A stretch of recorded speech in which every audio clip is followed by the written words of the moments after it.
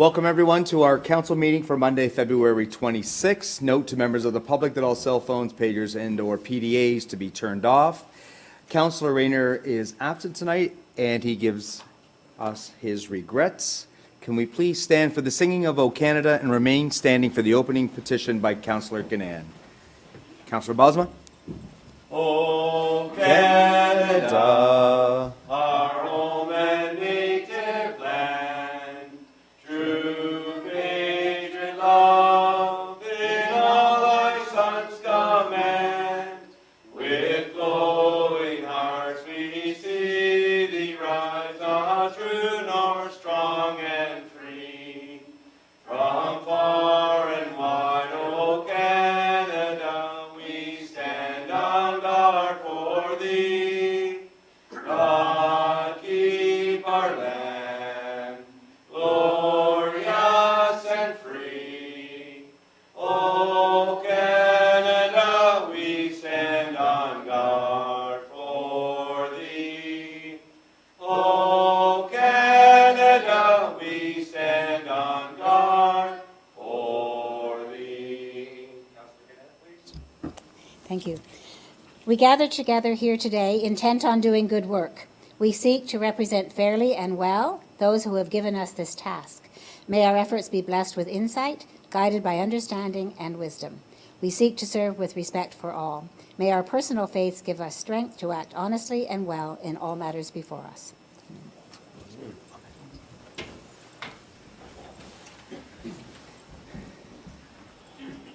Okay, we'll move into change in order of items on the agenda. Is there any councillors who wish to change the order of tonight's agenda? Seeing none, Madam Clerk. Disclosure of pecuniary interest and/or conflict of interest.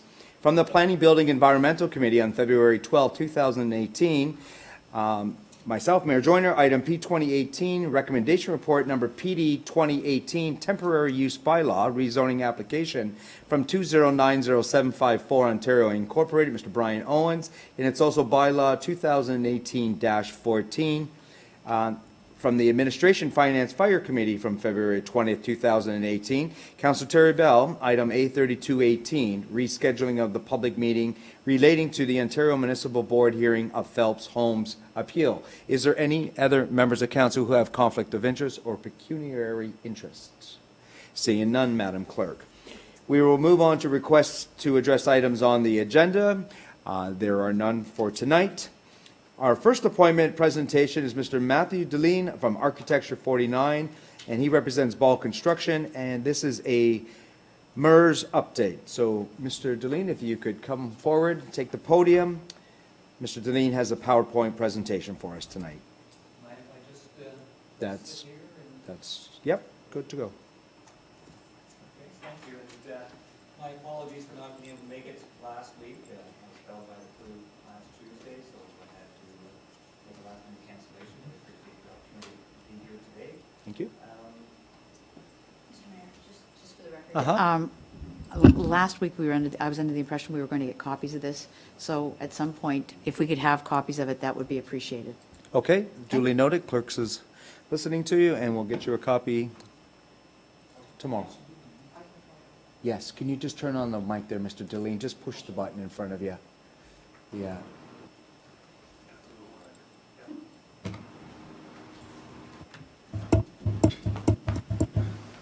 It's on. Is it? Oh, okay, thank you. All right. And today's presentation is really about the interior finishes, the exterior finishes, and a little bit about the construction of the project to bring you up to date. I can't believe it, but it was August, I think, of last year when I was last here to present to you, so time has flown by, but we have been quite busy. And I'm not going to go through all of the events that have taken place over the last year, but one of the key things when you get down to the bottom of the list here is the steel structure for the building in terms of construction is now completed. And if you go by the site, you'll see that masonry is starting to go up, the roof is going in, so things are happening fairly quickly on site. And we're still on time for those dates of July for the library and the play areas, as well as December for the arena and the wellness center. So things are moving according to schedule. I don't have to go through the program with you again. I just had it there as a reference point. In terms of the site, I know that there was some presentations in the recent past about some of the outdoor play areas, so I'm not going to go into that level of detail. You've been brought up to date with the skate park and those other spaces, so I'll flip over that quickly.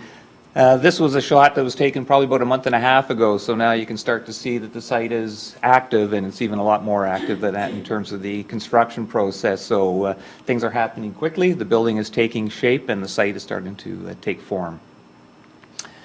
One of the, what we've really been focused on, a lot of design details been working out with the team, but it was really to start to narrow down the finishes. We've stayed true to the RFP in terms of what was requested on, in terms of finishes for the building. And these two plans that I'm going to show you, the ground floor and the second floor plan, are really, like I said, staying true to the RFP, but of course we're going into more detail about what some of those finishes can be. And what I'll do is I'll walk through each one of the main spaces of the building in larger detail in the next few slides after these two, namely the library, the wellness center, and the entry area, and the arena component. At the second floor level, a little less of a floor plate there, but at the walking track and the meeting rooms of the second floor, I'll be speaking to those in a little bit more detail as well. So for the interior finishes, we've come up with a palette that, and finishes are never easy in terms of picking something that appeals to everybody. We worked with Brent and his group. You know, there's 4 voices on their side and our team as well. And so the approach that we took was a fairly monochromatic approach to especially the base finishes that are going to be in the building for a long, long time. We don't like to go too adventurous with colorful finishes when it's something that's going to be there for 20, 25 years. Where we like to provide some punch is usually in areas where it's going to be a paint application or something like that. But there'll be a combination of fairly sensitive approach to the finishes, but definitely a punch of color to liven it up as well. The finishes that you see right here, these are the floor tiles that you'll be able to see on the floor plan. So these are porcelain floor tiles that will be in the main public areas, in the lobby areas. So hard wearing, easy to maintain, not a lot of grout because these tiles are 1 foot by 2 foot each. So great for those lobby areas and public washroom areas. In the arena, there's a palette of the rubber tiles that we're going to be using, basically 2 colors of blue that we've agreed to, a little bit of a pattern to break things up a little bit. But that kind of set the tone for the rest of the building as well, because what you'll find is when you start to look at certain things like the seats in the arena, or the rubber tiles, there's a fairly limited color range that's available to you. So we found something that with all the different components that are going into the building, that we felt that the palettes, you know, work together from those various pieces. And it just seemed like blue was tending to be the color of choice. And I'll go through these on the floor plan in more detail. The library itself is not, in terms of floor finish, isn't too exciting, but this is the library component right here, and in that area the RFP called up for a polished concrete floor, which works very well in a space like that, especially in the open area where you want to be able to move some of this furniture around and makes it flexible in terms of layout. So the choice was made to go with the polished concrete floor in there, just like the RFP. In the corner of the building, down here at the southwest corner, that's going to be the children's area, and that's where there's a carpet flooring in there. So something a little playful that we come up with this hexagonal pattern. But that is about the only place in the library where there's a floor finish that's different from the polished concrete floor. I'm going to stay on the library thing. The one part of the library that's truly unique and interesting is the circulation desk, and this was an opportunity for us to do something interesting there, and I'll talk to the finishes in a little more detail. But of course, circulation desk and any space within the building has to be AODA compliant, so you'll see that there's different heights at the counter, different ways of hiding what's going on behind the circulation desk in terms of computers and papers and that kind of thing. But this whole entry area and sequence, when you walk into the library, has a green wall off to one side. Still working out the details on that, but we do have a green wall consultant that's involved. And then that ties in with the whole reception desk. So any of the built-in millwork and that type of thing that we're putting into the building. We're trying to make it so that it's unified throughout the building, let alone the library. Here's the circulation and desk in a little more detail. We worked very hard with Vanessa to come up with the design of this, but there's a combination of a stone material, some glass, and some wood paneling as well, so some softness, hard materials that wear well and will stand the test of time in terms of the day-to-day circulation at the desk. In the wellness center in the lobby area, here, this is when I was showing you those floor tiles, those porcelain floor tiles. What we've tried to do is, if I go back a little bit, is in the building floor plan, you've got the arena, the wellness center, and the library. And we've tried to create this kind of pedestrian street that links all of these three things together. So we've got a very strong, interesting floor pattern that really leads you from one doorway to the next in each one of these spaces. So we wanted to reinforce that connection between the three main areas. So in the main entry, this is all porcelain tile through here. This is that strong circulation path. Now we had to change it a little bit in front of the concession area because people coming from the arena, walking with their skates to get up to the desk, have to stand on rubber tile. So although we've got porcelain tile pretty well everywhere else, we've had to come into some rubber tile in front of the concession area. In the main wellness center space, the gymnasium, here we've got a rubber flooring.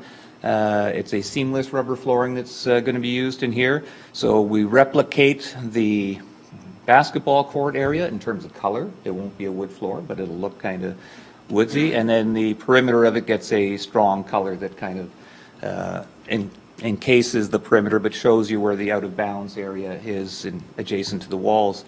And all along this edge right here is going to be the retractable seating. So seating for, I think we were up to about 220 people could sit in that retractable seating area. So obviously, if you wanted more space, you could push these back and gain more room within that area for an event of some sort. What we're trying to do here is I talked about a little bit of punch of color. A concession area, the reception desk as you come in right here.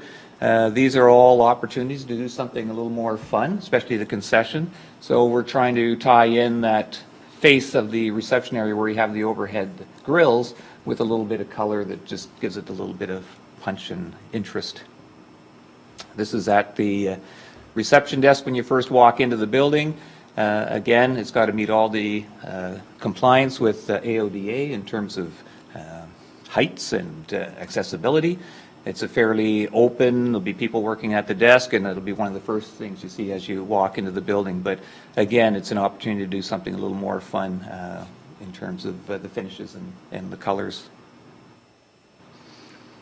This is up at the meeting rooms. Nothing too dramatic here, but really with this space, these are the three meeting rooms up on the second floor level. So you come up the feature stair right here where the elevator is. This is going to be a seating area. We're not showing the chairs and tables that'll be up there, but there'll be some furniture in this zone right here. This is that strong circulation link that we talked about previously. These are the three meeting rooms that have folding partitions, so you can open it up into one big room for a major event, or you can subdivide it into three separate rooms. There's not a lot of walls in this space because we've got basically glass walls here when you're first coming into the lobby area, and you can see into the meeting rooms. This is a glass wall over here that's looking down into the gymnasium, so people that are up in the meeting rooms can see what's going on down below, and vice versa. And then we've got a glass wall at this end that looks back over into the arena. So really this room's about floor finish and the ceiling tile. Over in the arena, I talked about the rubber tile. The blue is the dark blue tile that we were showing, and then the light blue for accent within the dressing room. So here we have the 6 main dressing rooms and 2 smaller ones at the ends. And really it's just about providing a good quality rubber tile around the perimeter so that anybody getting from the dressing rooms to the ice surface have a skate tile underneath their feet. All this gray area, this is all just concrete because these are the back of house areas, refrigeration rooms, Zamboni rooms, storage rooms, and the like.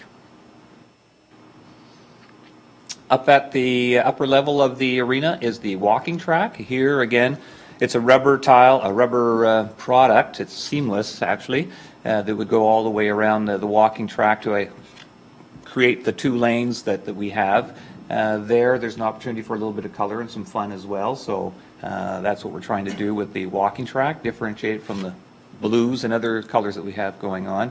And then here you have your fixed seating and bench seating area over on this side. So here we're looking at this is the type of seat, but this would be the color of the seats up at the upper level of the rink. In terms of the exterior finishes for the building, we're still holding true. We've had to make some adjustments in terms of color selections, but what you've seen in the images is where the building's heading. This is a fairly recent picture of the outside of the building under construction, so you can see that going back and forth, that form is starting to take place right now. It's actually gone a lot further in the last few weeks. I just went by today, and the roofing is going in over here. There's masonry walls starting to come in, so it's moving quickly. On the outside of the building, and this slide is, again, I didn't bring all the finishes here so that you had the actual samples. It's fairly heavy if you try to start to bring all these, and we're going to have sample boards made up and brought to the site so that there's a sample board here and probably one for Brent's records as well. But on the outside of the building, just going back to the rendering, basically wherever you see the gray color here, that's a masonry material, a block, but a really nice polished, it's actually not a polished finish, but a honed finish block. So it's not your typical masonry block wall. It's actually got a very nice quality to it. At the front of the building, at the main entrance, this is all glazing, and we've got this pattern of glass that we've got in there with some colors. So that's where we had a little bit of playfulness on the inside of the building. When the light starts to stream through on the west and the south side here, it'll carry into the building. But it's a combination of vision glass and some colorful panes of glass as well. So this is the block I was telling you about, and you really do have to see it in person to really appreciate it. So this is a block wall that will be on the outside of the building. It's got a very nice look to it. This is your typical window vision glass. It'll have a little bit of a green tint to it, which is typical for vision glass, but it's very high-performing thermal units. Every once in a while, we have to hide something. We want it to look like a window, but we have to hide some either ductwork or ceilings in behind. So there we use a piece of glass, but a spandrel panel, so it's it'll look like a window, but you can't see through it. We've got some glass here that we're showing. We're still working on the colors. I'm going to show you some of them in a minute. But where we have the vision glass with the color, it's some green, some blue, and some orangey yellow that we're looking at. And this will be the soffit when you first come into the building. So there we're going to have a nice wood soffit that really gives some warmth and character to the front entry. I was talking a little bit about the colors. So here, and this occurs on the gym side as well. So this is the main entrance, and then it wraps around on the side over here, but it's also at the back where the gymnasium is. And that's where we're looking at a blue tint, where we see this bluish color here, a green, and we've been kind of looking at either a yellow or an orangey color as well in here. So we're still working out those details with the glazing contractor right now, but that's kind of where it's heading. I've got some aerial views here, but it looks like in terms of the progress of the construction, I'll be able to go through the drone video. But this was back in, I guess that was last September. So not much was happening at that time. Construction was just underway. And then by February, we've already got the steel structure in place, essentially. Masonry starting. So I'm just going to go to. So what I wanted to do, and this is, it's kind of a value add that we have for the project. We have one of our sites representatives is going to be coming to the site every 2 weeks for the construction meetings. He's going to have a drone video that he does every time he comes out to the site. And by the end of the project, we'll have footage from the very beginning to the very end, and we'll be able to compile that together just to show the progress of the work. I've sped this up a little bit. It's probably a little jerky when you look at it, but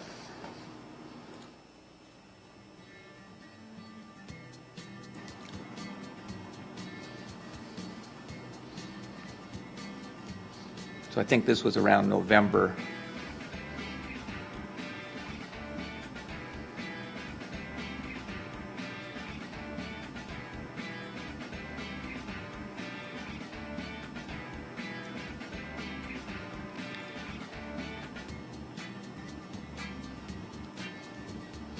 It's not footage that you would normally be able to compile for a project, so it's a great tool for all of us going forward.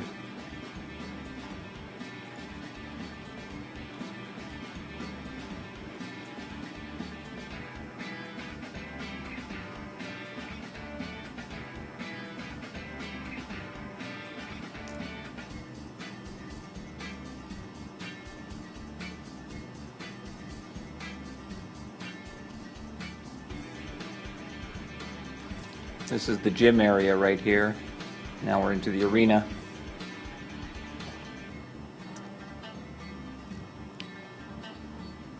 So that's the second floor. You'd be able to look down. There'll be windows all along here.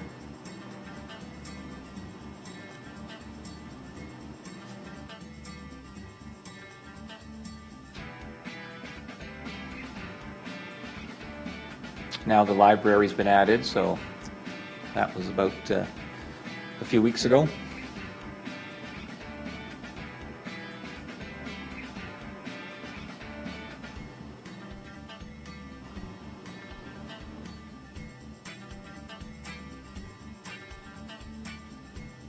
So that's it for now.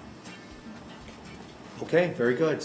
I'm sure councillors have some questions, so where shall I start? On the left side, right side? Councillor Bell, please.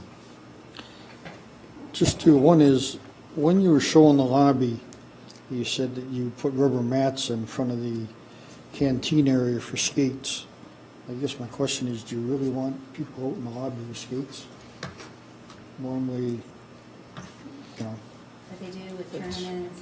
Yeah, it's a good point because there's pros and cons, but and the rubber, it's not going to be a rubber mat. It's actually a rubber skate tile, same as it's on the arena side. So it's not something that gets laid down on top of the floor.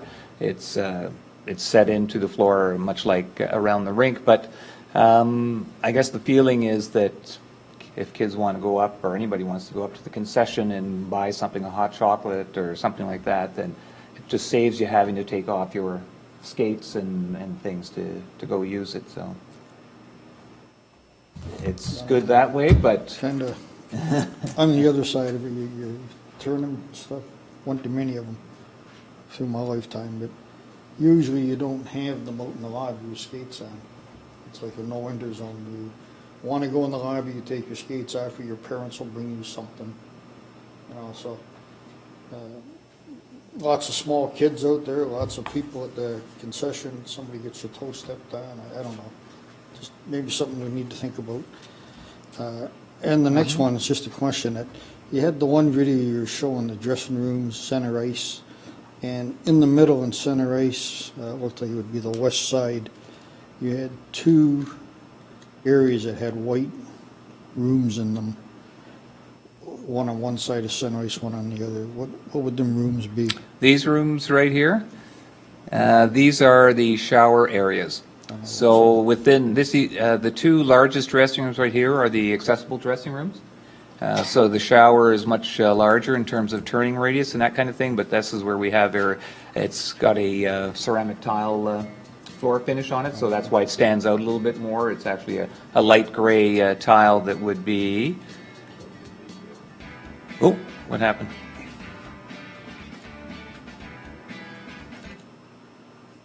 You want me to stop it?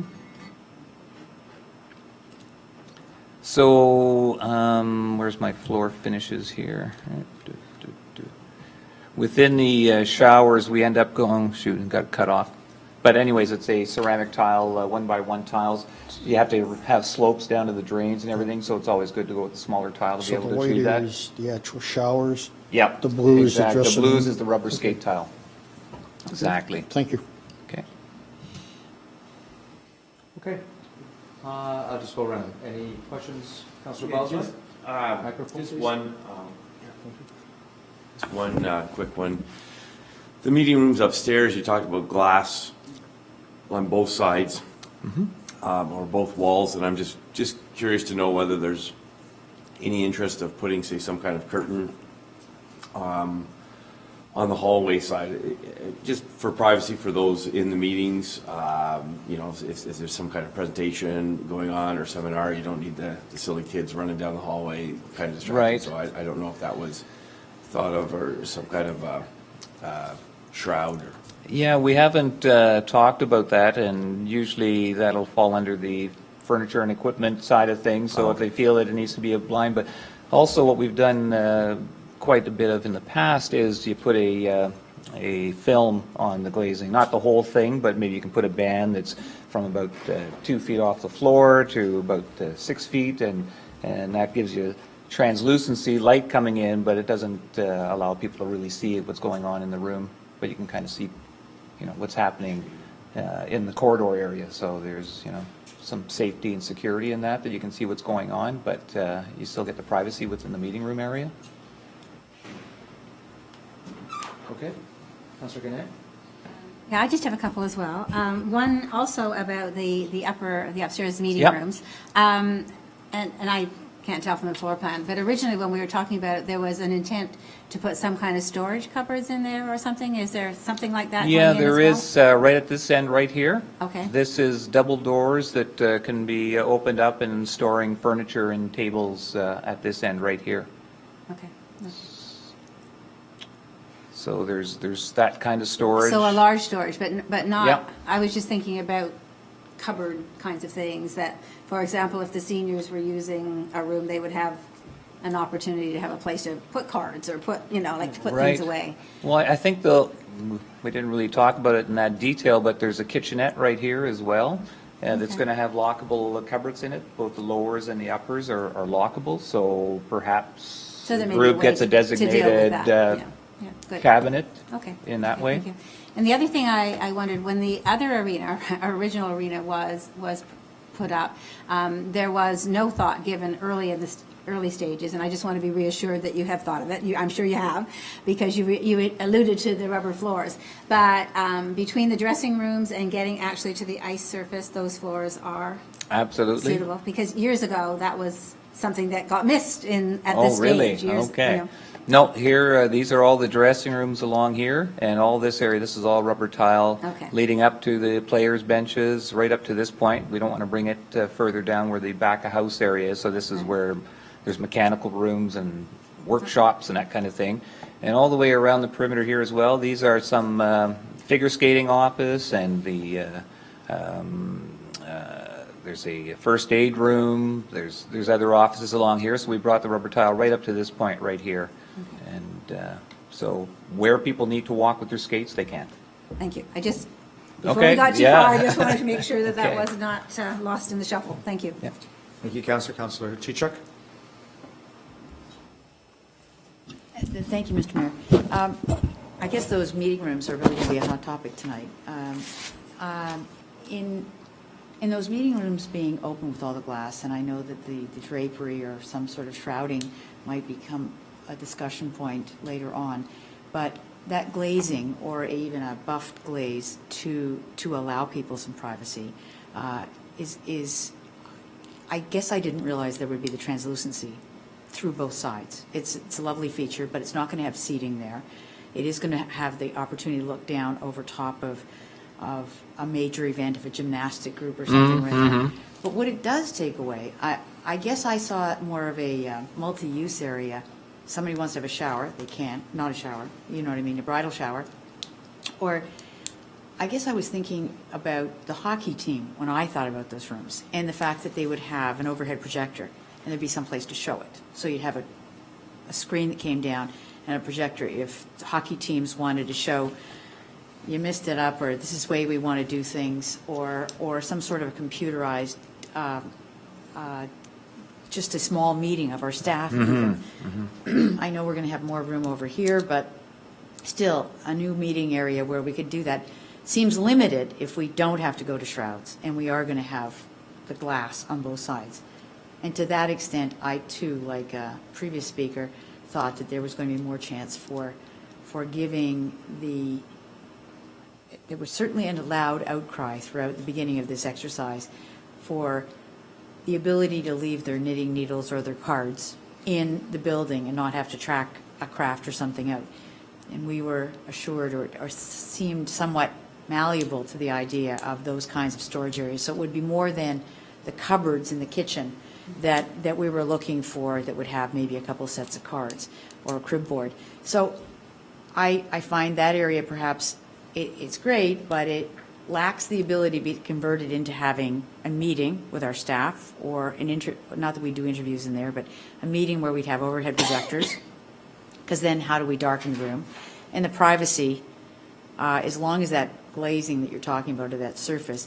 But I thought about it myself when I was looking at it and thinking, you know, you get that scruffy or that scrubby kind of glazing that goes through the glass that prevents people from looking in. Yep. At counter level so that you could sit and have a discussion.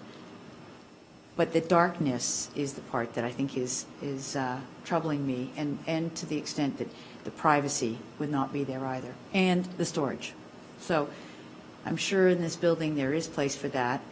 I don't want to hear that we spent, I don't want to go over budget, that you know me, I'm the budget queen. But on the other hand, I think we tried to make a commitment to seniors groups, et cetera, that they would have a place where they wouldn't be trucking things back and forth. So, no, there's an elevator, so they could park it somewhere else. But I just think that it's the only area where it was weak, except for your drone. I don't like drones.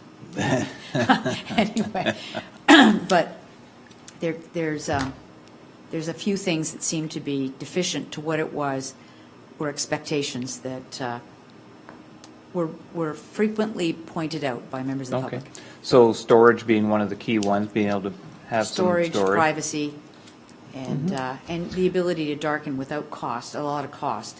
So as, like, I understand the light on both sides, but I really don't, because if you want to look down into the auditorium, that'll be fine.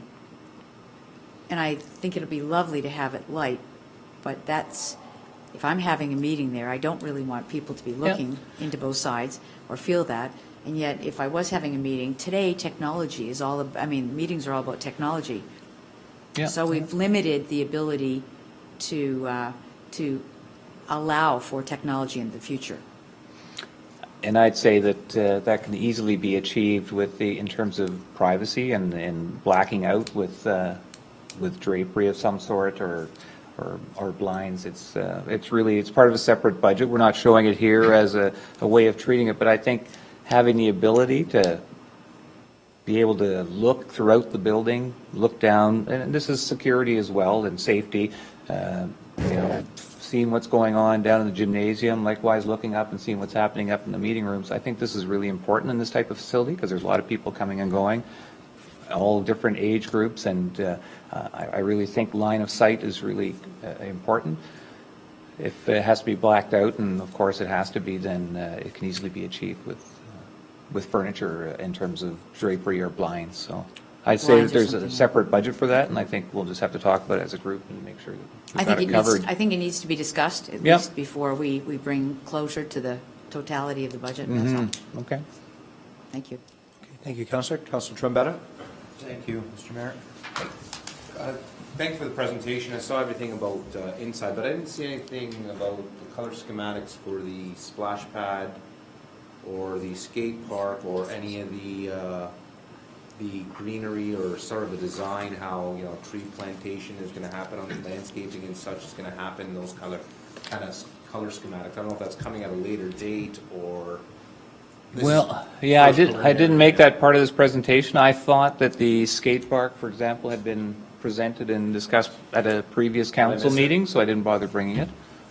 It was discussed. It was and- discussed, but I yeah. just wanted to see more of like color schematics like we just saw at this Okay. presentation, Mr. Mayor, so. That wasn't the intention of For tonight. for Mr. Delaney tonight. He was Just curious. showing us the schematics of the facility. Yeah. And the color codes on inside. and Now, outside. having said Sorry that. to put more work on you. No, but having said that, today I had received the shop drawings for the pergolas and the shade structures and that kind of thing where we're being asked to pick the colors. So it is actually in our hands now to do that part of the work, and certainly we can share that with you Yeah, I guess at a anytime. future date, we can Yep, just see absolutely. the outside and see how it's, like I said, the landscape transpires and all that kind of stuff, so. But other than that, Yep. great presentation, Okay, thank you very okay. much. Thank you. Thank Just- So real quick, thank you for the copy, we'll make the copy, and the clerks will get it to us. In fact, I think they've already sent it. I heard my computer ding while we were watching. It would really be great if we could have it build one on the other. Because the first thing someone's going to say is, what's it look like? I don't want to be, I'm not a salesman, but on the other hand, people are looking for this stuff, and if we have a copy, it would be easy Yep. to say, this is where we're at. Not that you've got a voice in this, but this is where we're at, and this is what was presented to us. So if the schematics come in, the shade structures and the water play areas, et cetera, we can just put it into the copy that we have or on our machines. Right. Keep the Okay. conversation going. Keep the conversation going, that's exactly it. Okay. Councilor Bell? Just want to go back to the wellness center and the rooms. I didn't see nothing on the ground floor, and either I missed it or it's not there, but when this was going through the discussion period and planning periods, as it was mentioned by one of my colleagues, that areas for seniors, it was on the ground floor, there was going to be rooms that they could use down there to knit, play cards, whatever. There would be some storage space down there for them, and I don't see anything. Whether I'm missing it, so maybe you could help me out there if you could. I can see where potentially the pull-out stands are on the one side. but Well, this is really, in the wellness center at the ground floor level, it's really the wide open space that will be multi-use, right? Although we're showing a floor plan here with the layouts of the lines for basketball and that kind of thing, it's that's for that particular event, but it can be used by anybody as well. And if there's a major event, then the whole floor would be taken over. But the meeting room item kind of went back and forth, because I know there was suggestion that it be at the ground floor at one time. In terms of the design, it just, our approach was to have it on the second floor level for those multi-use meeting rooms. And it was agreed in the end that that was where we were going to place them. So this is the meeting rooms, the multi-use rooms. This is one of the storage facilities. This is the kitchenette that supplies those particular rooms. So there's a lot of space up there, and it just seemed like a much better use of loading in the meeting rooms, because the floor plate at the ground floor was so, there's so many things that we're trying to fight for real estate down at the lowest level, that these were the ideal rooms to have at the second floor level. There's an elevator right here, so in terms of access and the stair, it's all very accessible. I guess you're not really answering my lobby. question, because personally, these were rooms that were meant to be, and the upstairs is a standard arena layout as far as I'm concerned. That's your three main rooms up there. You find that in any facility you go to, glass in the middle to separate and divide them, which is great. But these were rooms downstairs that they could use for small gatherings of small groups, service clubs, seniors, when they have their garden club meetings or anything like that. I don't see anything there, and that was something that was really brought forward to the public and specifically to the seniors. That was a big selling feature of the wellness center, along with the gymnasium, was that you could use that. You're going to have some rooms in there. There's storage areas that you could keep your balls, brooms, whatever it is you do for fitness. That's all there. I don't see any of it. And No, to and me, it's- that's a major disappointment. Because in So- terms of the program. So, it Mr. wasn't- Julian, maybe you better come forward here. I guess maybe there's a discrepancy here. I personally, myself, I don't remember us talking about ever having rooms on the ground floor. I don't. I always, I remember this from the design. I did think that there would be a little bit more storage on the second floor for those 3 meeting rooms. It's hard to tell in the schematic and the drawing just how big. Do you have a dimension how big that storage area is? Because as Councillor said, like if you are going to put things in their tables and chairs and other things in a little bit of a storage area for user groups to use that up there, how big is that storage area? I'd say that's about 8 feet by 24 feet. Okay. Okay, so that's pretty decent. So These are Councillor- fairly, big spaces up there. Okay. So Councillor Bell, you still have the floor. Yeah, again, I recall these conversations, and they were part of the selling features. And 8 by 24, that's nice, but they were gonna have some separate lockers, and the one room is for chairs and tables, so you can put that into a separate area. I know some of the facilities we toured, they did have some areas, and it was something that, when we looked at the wellness center, that was a big part of it, was when they come in and they're going to use the facility on the ground floor, they've got balls, batting racks, but whatever it is they're going to use it for is all there. And also there was going to be a couple of rooms that they could use for service clubs or whatever, that they could go in there and have their card clubs and stuff downstairs without going. Upstairs is a big room. They're big rooms. I'm sorry. I mean, I see them in other arenas, big pieces of glass in between them. They're massive size rooms. That's not what we're looking at. And like I say, I'm disappointed. Sorry. But that conversation took place many, many times about the wellness center and what it was going to be for. And I'm happy to see we do have the pull-out bleachers. That was a added thing that was nice to have. I think it was 250 seats or something of that nature that it was going to hold, if I recall right. So that's nice. I'm glad to see that, but just immensely disappointed that basically we don't have nothing for the seniors in there. Sorry.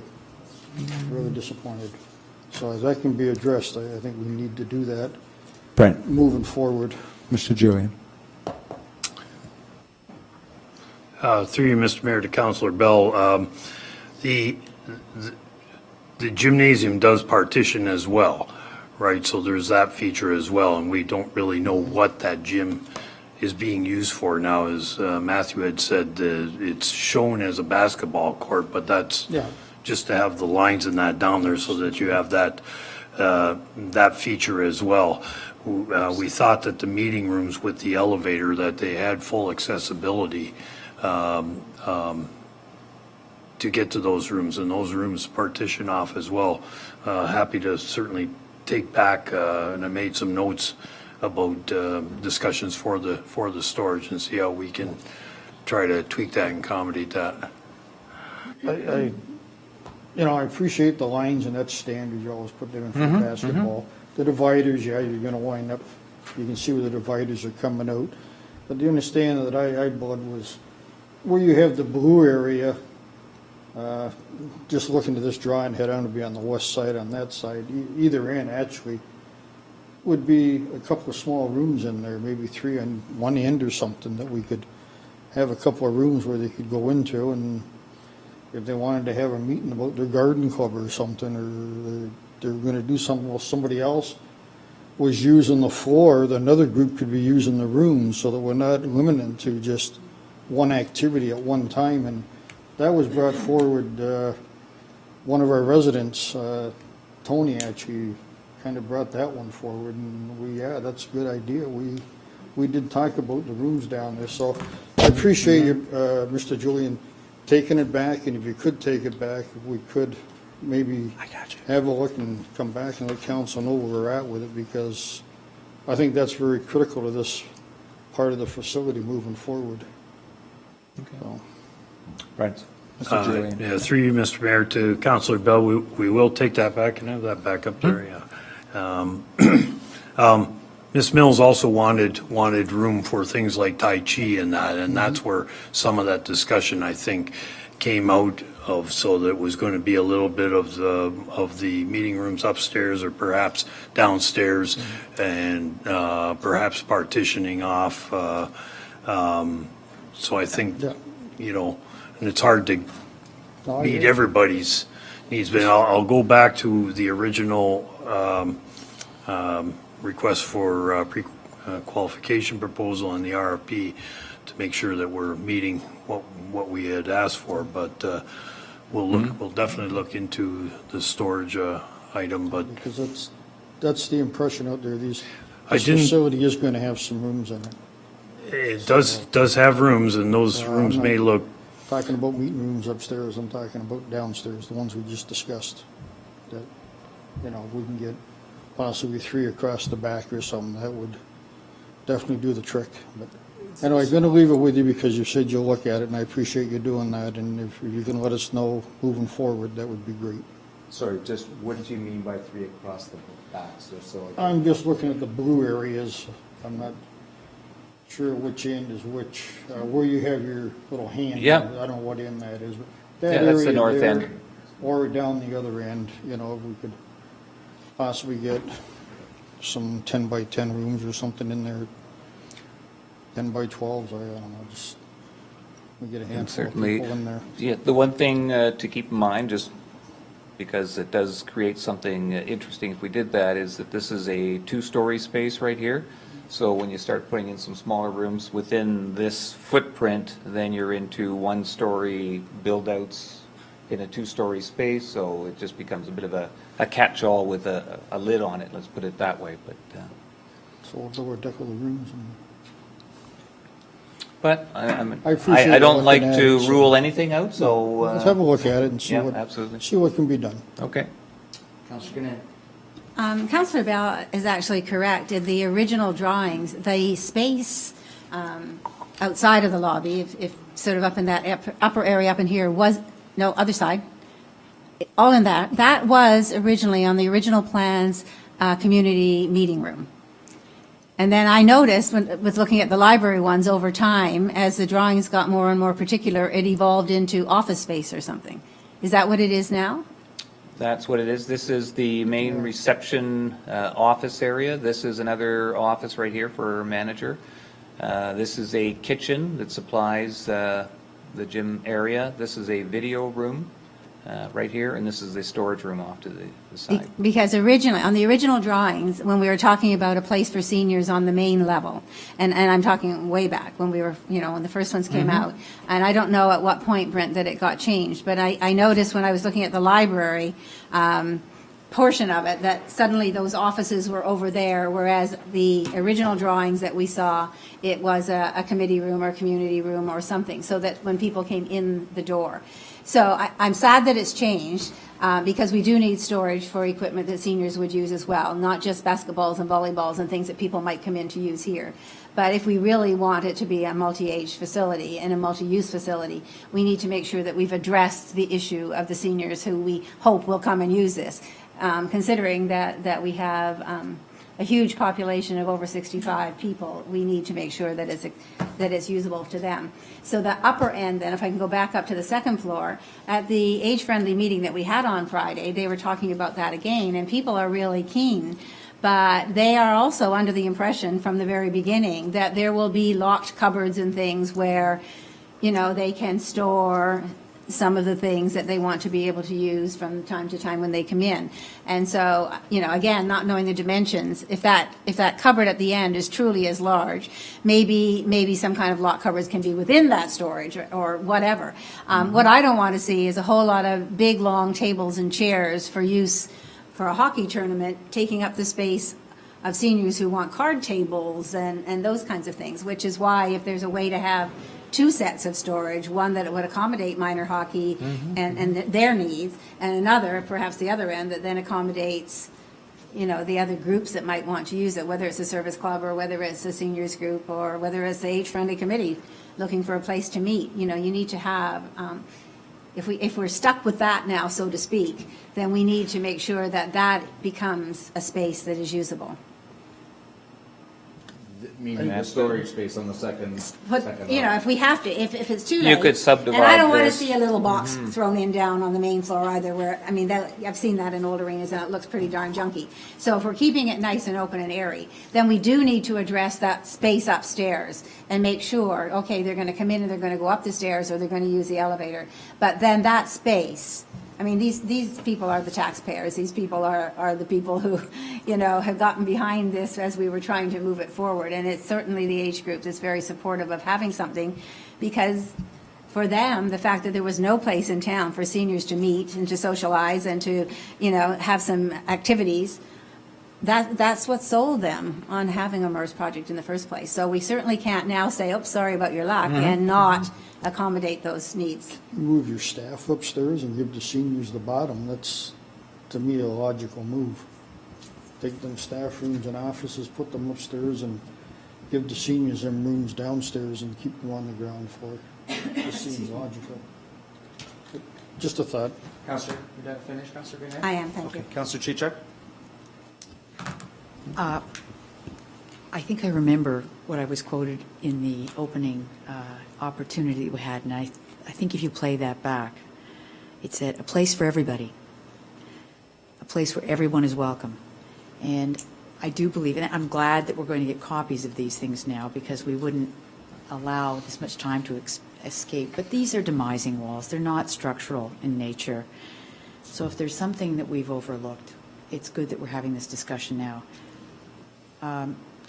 I understand the real estate on the first floor, and will be very busy, and it is going to have a lot of different demands with people coming and going. But that's, I agree somewhat with Councillor Bell. I don't know where those offices belong, but you need a reception desk, but you don't, in a circuit or whatever, but you don't need to take up the space on the first floor for somebody's office. I understand the view of it, but golly gee, we've certainly messed something up here in not thinking about the seniors, because there will be something for seniors here. We have to address this. I know that if we were looking at the library in its fullest, there is place to sit. There will be at the front when it's completed. That's over further. Thank you. And that there are meeting rooms in there that people will be able to use, but there are also staff meeting rooms. So there's going to be a demand on those with our own staff, our town staff, as well as the library staff. So it's not like there won't be some place to sit and read a book and be able to have sun in there. In fact, there's activity rooms that allow babies and bubbles and various other things, programming to happen inside the library. But there is a real belief. And so the glass, again, I go back to, and I wonder why in front of that glass wall that will be the demising wall between the public corridor and the rooms, why there wouldn't be cupboards in those that would allow for locking up of the things that they thought they were bringing, whether it's a jigsaw, not that that's what we want in there, or whether or not it's, you know, whether it's a glue gun or a deck of cards. I thought that was going to be there. And I think if we looked at the meetings and looked at the videos of what we said at the meeting under the tent and what the press heard was our sensitivity was to the stuff that we had heard, and it was going to be a place for everybody. No, I don't think we're overreacting either. I do believe that space, the common space on the wellness center, you know, could you go? Yes, thank you. So what happened to the rooms? Oh, I want to go upstairs. Upstairs? Sorry. No problem. Thank you. The rooms have shifted. You talked about on the opposite side of the rooms that can be divided, that would be a seating area. But I really do think that you need to look at that as something else that can be divided or used as the Tai Chi class area, because there's 50 little kids running around having the gym that's going to be used, you know, and they want a quiet area or a not so acoustically vibrant area as the gymnasium. And I think that's what they were looking for, and something that was more dedicated, that they wouldn't have to constantly be saying, can we get the yoga balls out or something? Well, certainly this space right here, I called it a seating area, and it's going to be loose furniture, so it can be set up however. Or maybe it won't. Maybe it'll be another room. Maybe It it'll can be be storage. treated like a room, yes. Or an office. But I'm just saying, we don't want to use large spaces up and chop them up. Exactly. But I think we do need to meet that need of multi-use areas that are activity areas. There's yoga at 9 o'clock on Mondays. There's Tai Chi that happens immediately thereafter. I mean, if I look at the programs that are there right now, and all full. So if that's the kind of thing, as people retire, are going to be looking for those things, they don't want a gym. That's for the kids and for people who want to do real active sports.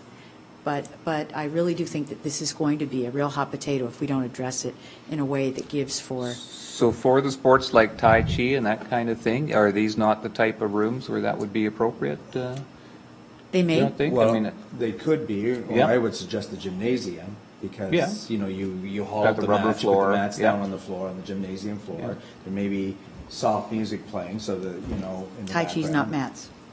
No, That's I know, yoga. I understand that, but the yoga and the different things, the Yeah. Zumba, there's all kinds of. So there's so many of those Yeah. that the thing is that they're all being filled. Okay, so if you've got smaller areas, you leave the auditorium for the big area. Whether it's whether it's a school using it or whatever else is happening, you could have all these rooms theoretically full, Monday to Friday, Monday to whatever. So that's all I'm saying is there's got to be that flexibility and the storage and the use, because people want to put their stamp on it. Somehow, we've got to leave it so open and flexible that if I want to rent it to put on a presentation, it's there. But if the craft masters want to come in with their glue guns, they've got a place that they can call theirs. In fact, that's another tagline that we used, a place to call yours. So I think there's lots of opportunity in there. We just need to make sure we're not confining anybody. Okay, thank you. Hold on, I'm gonna ask my questions first, if you don't Okay, mind. I just wanted, before I lose my train of thought. I was just wanting to know, in the dressing rooms and the two big accessible dressing rooms, is there a garage door going between them? yes, there is. Okay, thank you. I'm worried a little bit about the fact that there's no rug in the library, and I know that in the southwest corner, there's, you know, Babies and Bubbles rug there, or, you know, probably maybe a small fireplace or something. I'm not sure, but it's a very cozy, soft area that's in the southwest corner. I'm just worried about a little bit of the echo in the library. And I know libraries are not quiet places anymore, but I mean, the echo could really, you know, could be overbearing, I guess, maybe in that. I'm worried that it's going to be a little bit cavernous, the library with no rug. So how do you compensate for that? Any Well, baffles in there? A good part of the acoustic treatment is the ceiling in here. So Okay. there is an acoustic tile ceiling pretty well throughout the library area. Because we all kind of expressed concern about it at first, but there has been a trend towards libraries having that kind of floor finish. We went to visit a couple of facilities that have the polished concrete floor. We talked to the staff in these facilities to ask them if they were having any issues with acoustics. Right. And all of the feedback was very positive. They thought the floors behaved very well and is actually a lot easier for them to maintain the facility, but acoustically they weren't having any issues in there as well. There's going to be furniture in here that's going to help absorb some of the acoustic. The bookshelves, they all have a certain acoustic performance to them in terms of absorbing sound. So What about slip and fall and safety? Are they pretty grippy? Is there grip to it? no, it's a polished concrete floor. If there's ice underneath your boots, you will slip. Okay. Absolutely. Okay. So the intent would be by the time you get to this library area that you have to make sure that Okay. the footwear is. At least I know. I'll go Yeah. and check out other libraries. I'll go Yeah, down to Lincoln the and check out best, the one of the Fleming best Center. examples was in Hamilton. Okay. The Waterdown Library is a very good example. Okay. I will go to the second story, again, with my next line of questioning there. I too was a little bit concerned about having glass on both sides. But as you did say that, you know, you could put the, You can put blinds or Right, and blackout that's- curtains. that's at a different Yeah. time. But I was also worried about the fact of, you know, creating a darkness, getting it darkened so that you know, in case you wanted to show any kind of film or overhead projection Right. and stuff like that. So, you know, you kind of answered those questions.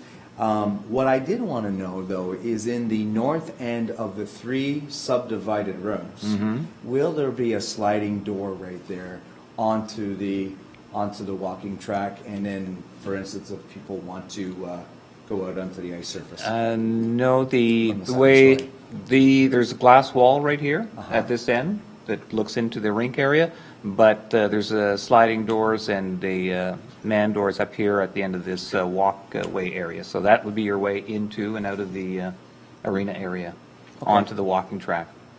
Okay, I'm just kind of sort of disappointed that there's not sliding doors in there, because I'm looking, From here I've to been at here. different arenas, and I'm referring to the Fleming Center in Lincoln, where there actually is sliding doors from those 3 rooms Yep. that you could actually go out onto the walking track. Okay. So, I don't Yeah, know. no, it wasn't requested, and Okay. the most important thing was to be able to have some visibility from that meeting room out to the rink area as opposed to access, Okay. door access. And is that the actual placement of the door on the south end of the 3 meeting rooms adjacent to the kitchen? Will the door be to the storage area right in the middle? That's the way it's set up, yes. Okay. And now that we're talking about perhaps subdividing it differently, maybe that'll change, but ideally by putting them in the middle, that gives you storage at the corners, whereas if you do it in the corner, then it gets rid of an ability to store in the corners. It's always better to have storage doors towards the middle. It just makes better use of the corners. Okay, I was just, thinking that there's really nowhere to put an audio-visual screen like this if you had the doors in the middle, but I do get your point that if you put them at one end, well, then that takes away from getting to the other side Yeah. of the storage area. So perhaps maybe that it could be just so that the doors could still open if there was a screen up there, and then, eventually you might have a drop-down screen Right. in there. I don't know how to sensitively put this, but I'm quite happy with the design of this. I recall the 3 rooms on the second floor being multi-purpose rooms for people from 3 to 93. I agree that there maybe isn't just storage space for certain groups, but as far as being a single room for older residents to use, I don't recall that conversation. I personally think that this is very much more than adequate. I do believe that this area that you come up the stairs or you come off the elevator that you're going to put furniture in can be hopefully furniture that's moved around, taken out. Could you have something in there like a New Year's levee in that room? If you adjust the furniture in there, set up tables, I totally see that as a real open concept, multifunction, another room too as well. But, perhaps I didn't understand the concept. So I guess my next question is, what is the size of the manager's room? What is the dimensions on the first floor? So if you go down to the first floor and you look at right beside the reception desk there, that room right there, what would be the size of that? I'd say that room is probably about, I'm guessing 12 feet by 15 feet, somewhere in that range. Okay. So a pretty decent sized room. Yeah, okay. Okay, and my next question is going back into the library, if you don't mind. So as you come down the main kind of roadway through the middle of the facility, and, Yes. and you turn left or you go east down there, and you come upon those meeting rooms. So I look at that meeting room there. Not that one, right? Yeah, that one right there. This is the that storage just- room right here. That's the storage room, okay. Yep. So then the next room is a meeting room, Yep. and then keep going, that's This is social services. social services, okay. And then This is next another one? storage room. Another storage room, okay. And what will be will it be a wall? So the big table, or the big meeting table with all the chairs around it? Yeah. That wall there, Will it be glass? Do you look in, or? It'll be glass on the library side. So you have after-hours access through a door here on this side, on the corridor side. Right, But it could okay. be locked over here, so someone can't make their way into the library then, but Okay, they can yeah. rent out this room right here. Mhm. So you have door access, and day to day, here you have glass wall with the door in it. Okay, and on the other side? Which, So, yes, right there where your cursor is. yep, so this is a door right here, and Yeah. this is a wall. It's a solid wall. It's a solid wall. Yeah. Okay, that's what I was asking there. Okay. And then solid walls on for the storage areas. Yep. Okay. Yeah, pretty well all along this length, this is a solid wall here. Okay. So also, when you're in the library and you talk about that green wall, Mm-hmm, right over here. does a green wall, like I'm familiar with a green wall that we built in one of our facilities, social services built in our facility in Welland, does it have a waterfall in it? No. Or is it just No. live plants? in It's it? live plants, that's Okay. it. Okay. Yeah.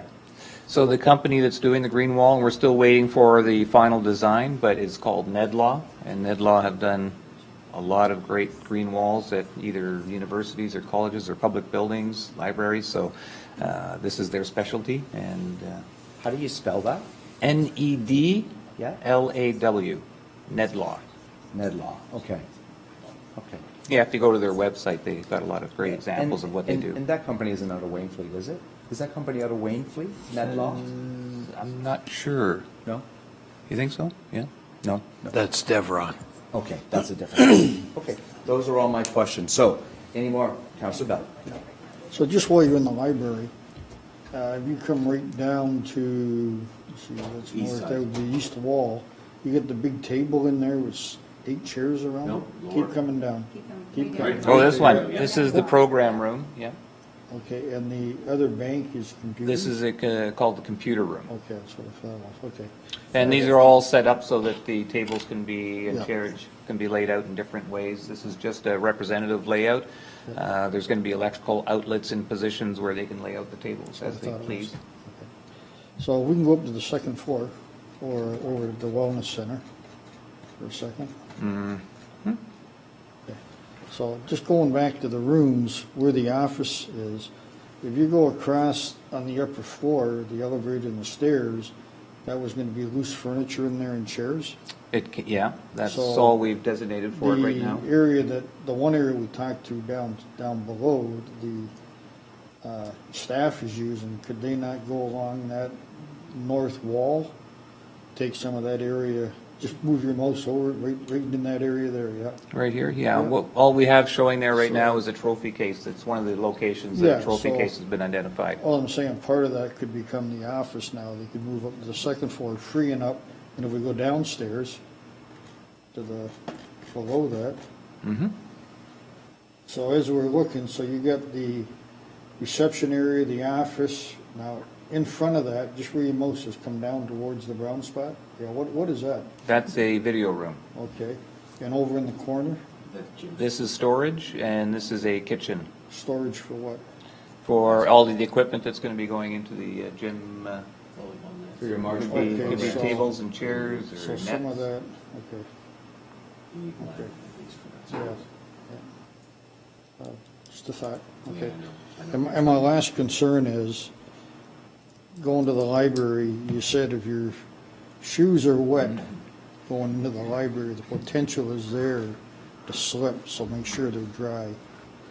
I got concerned with that, sorry, I really do. Well, the potential's there with any floor surface. In the porcelain tile area, that's all going to be treated with a non-slip grit to it. I mean, the tile is made for that kind of friction. But certainly, if you have a polished concrete floor, you'd have to put something during the worst months, like the winter months, when there's actual, slush that can carry it in your boots. You'd have to have rubber mat down or something to help take away that snow. But that polished floor is throughout the library. It is. Until your feet dry. I'm not sure the polished floor is the best idea for that library, unless it can be treated to make it anti-slip. And I know that would make other problems for cleaning, et cetera, Absolutely. understood. So, yeah, again, I don't care whether it's a 3-year-old or a 90-year-old, having that kind of a surface does raise some concerns, so maybe we need to revisit that and see what a good alternative is. It's workable for everybody, for maintenance and safety and wear and tear, if that's possible. I don't know what the consensus is, but that is a concern. Councillor Gannett, you want to speak to that? I do, just because I also visited several of the newer libraries, and they're generally moving to that, and the assumption is that you may, in bad weather, as Matthew's saying, have to have some kind of a mat, coming in the door. But by the time people have come through the front doors, the problem with having any kind of carpet there, from the library perspective, is people come in with their strollers. And we actually did talk at one point about a stroller parking zone by the green wall. People come in with all of that stuff. So yes, you need a way. It may be that the kids will be asked to kick off their boots before they get over. And most of the adults will no doubt have wiped along the way as they go. Carpets are a major problem. So some of the libraries have gone to, and I don't know what all that you visited, but some of them have gone to large carpet tiles and things. But those become a tripping hazard because those corners come up. And then it's more worry and harder to clean and harder to look after than the polished floor. So the polished, it sounds awful, but it's what they use in schools as well.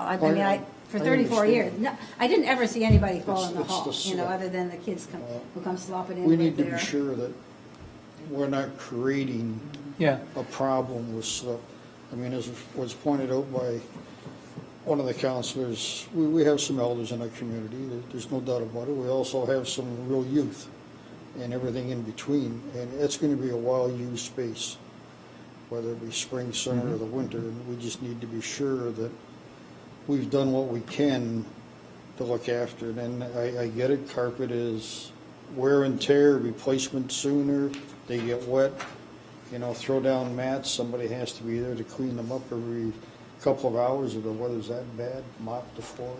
Well, what you have to remember about the So we library... need to review the whole thing just to make sure we're doing the right thing. Well, we do, but if I could just speak further to that. Part of the issue with the library is not only do you have the bad weather that we've just been through, but you have wear and tear, and you have children's accidents, you have older adult accidents in terms of what's happening on furniture and on floors and things. And you have the children who come who are fighting the flu, who suddenly are sick.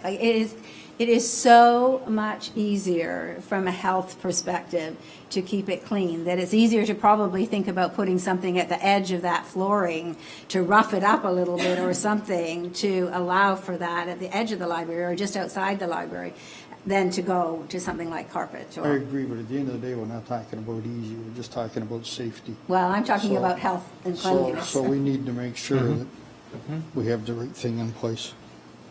That's all. Okay. Thank you. Okay, go ahead.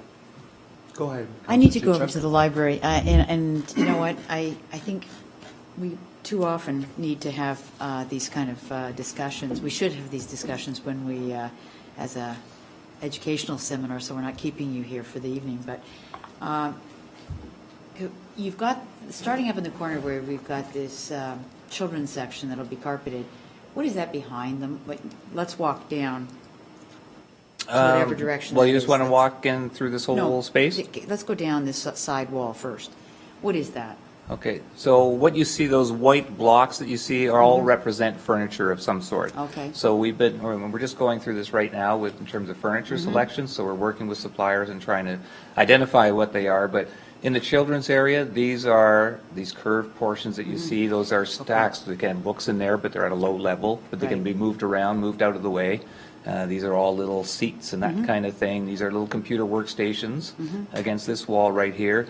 These are display units, so what's the newest, latest books? It's just a portable displays that are placed there, so you can go directly to find what's new and exciting in terms of the book world. This is all seating. This is represents sofa-type seating along here and along this edge as well. So there's casual seating along the window side where someone can read a book or plug in their phone. So there's electronics along here. This is a coffee area right here. So Did you it's say a coffee coffee? bar. so that someone can sit here at stools as well as and socialize. There's a little bit of seating at a low wall right in behind it. These are all the stacks right here, so stacks and then some working desks as well. And over here, these are, again, different types of furniture. They're called pods, so it's kind of individual locations where someone can really curl up with a book but not be in the... Not move in. It'd be private, I guess, semi-private, not in a room, but you're in there, but you're protected. It's the first class section. I get you. Yes, exactly. Okay. And then all along here, this is the staff room down at this end with a little bit of a kitchenette. This is the program, the computer room, as I mentioned, the program room. So there's a divider here that you can separate these two rooms. This is a kitchen that supplies this area, storage room. This is after-hours access and a vestibule so that people can use these meeting rooms after hours, but actually there's a door missing right here. This is an older plan. And then these are storage, social work, a meeting room, small study room. This is the, I'm forgetting the name all of a sudden, but it's That's actually what I was the looking train, for. the museum's display unit in here. So it may not be walled. It may actually be open. Right now, we're just showing dash lines, that's the ceiling, but it's open at the corner. So there's a display that we've got here that we haven't quite finalized the design with yet, but Well, for all the painstaking effort that we put into this whole thing, and the idea of do we make the library bigger or not, and we'll use the extra space as a museum opportunity or a place to put our archives or a place to store the historical material that is quickly dying in the bottom basement of our train station.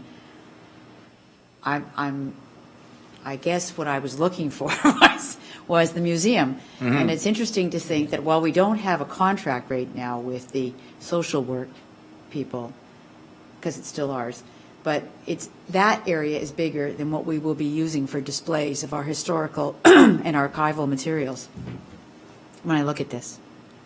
I'm only looking at the dimensions. My finger is wide enough to fit in between, and that one it's not. So I'm using very, very, if you look at the museum area, or the display area, let's call it historical archival display area, it is not as wide as the area that is currently configured for social opportunities, social worker, or whatever we're well, going to call the it. social work is a combination of this space and this I office understand. right here. So that's larger. It's larger than what than you're showing this. me there. Yes. So we had very long and tedious discussions about what size the library would be so that we would have excess room in order to have places for archival materials, historic materials to come in. Another place that perhaps our historical community, our older, our more senior adults would feel comfortable at displaying things. Right. And I'm just looking. It's a great spot. I'm not arguing it. It's just that for all the painstaking effort, it's not like it's a lot of space. There is a related space to it, and this is the storage room that relates to this I see. museum piece right here. So it's actually the L shape, but this is only for storage I see. for the museum. Okay. So can I add to that, Please Counselor? do. Okay, Please so, do. Matthew, right? Yep. Yeah. So Matthew, in saying that, is that they have storage already at the train station. If we were to take out that wall there where you say is the storage, could it not be a bigger L-shaped area? It could. Because they have storage already. What they're looking for is a place to display and showcase the township artifacts and pieces of history in that. I'm not so sure that they need any storage area because, because the storage area is at the train station. Brent? Through you, Mr. Mayor, and through you to council, the original discussions were 200 square feet for the museum. You are correct. When we met with the museum people, they weren't going to store here, my recollection, because it wasn't an archival atmosphere. Right. In fact, they would be bringing copies of things to display, not the originals. Point of order here. Mr. Mayor, What's That out library- of order? No, I mean, just a point of clarification. We talked 2,000 square feet. We were talking 10,000 versus 12,000 square feet, or something of that nature. It wasn't 200 extra feet for a library. I mean, for museum. For the museum. Mayor Joyner, Councilor Bell?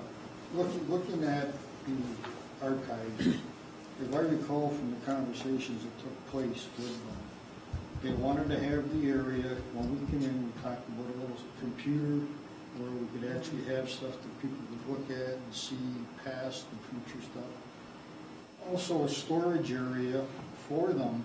They would bring in stuff to display, whether it be on the wall or a small or medium-sized display case where you can look but you can't touch.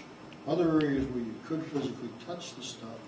But the storage area that they were referring to was that what they would do is they'd look ahead to the next display that would be going on, and they would bring it in, and they were told that they could use the library loading dock, bring the stuff in there, put it in the storage area, so when it come time to change it out, they could just go into the storage area, like argument's sake, a one-day deal, take out the stuff on display, go to the storage area, put the new stuff in. Because they do have storage at the train station. It's a magnified room where they keep stuff.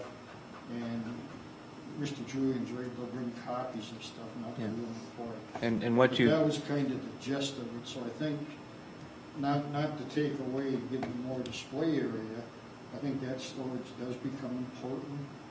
That when they do bring the next round of displays, and that was kind of what was talked about. And 200 square foot was the area that we did And kind of talk about. your description is exactly what, how it was described to me in terms of how this room was to be used. It's, some stuff is brought from elsewhere, left there until the turnover, so it's on site, it's nearby, and then they can just change out whatever's on display here with whatever's in this room.